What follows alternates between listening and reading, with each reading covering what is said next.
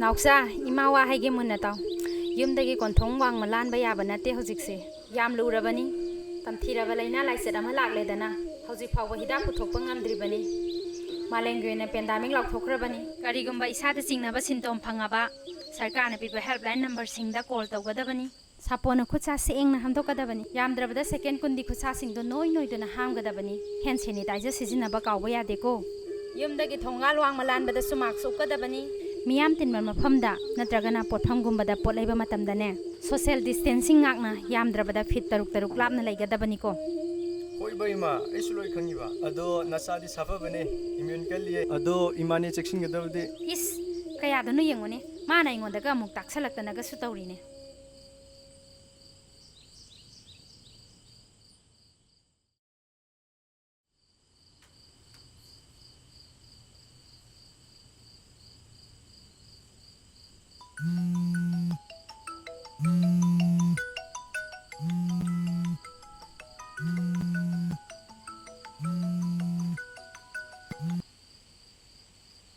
Hello itaw.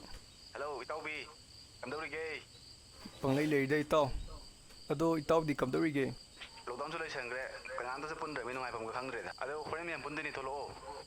Aine hena thoni nine itaw. Pale imajna yada tawrinine. Ado I horen tholakke. Ado soibi ar ko itaw. Thame.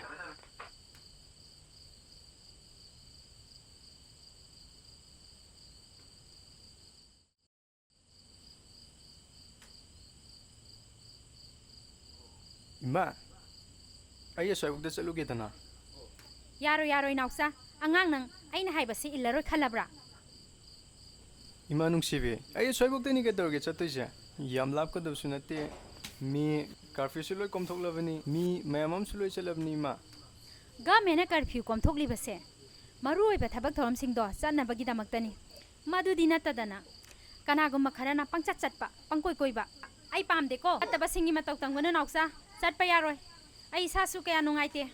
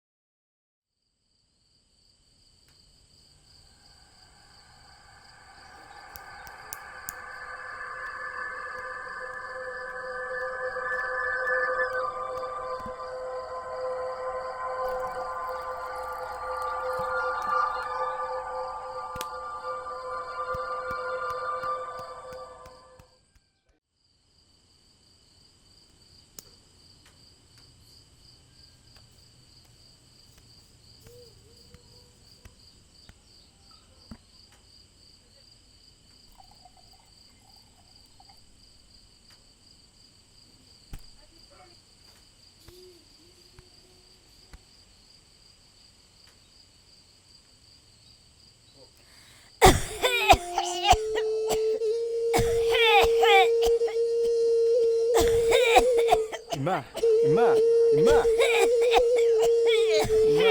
Ima namu kadawge ima.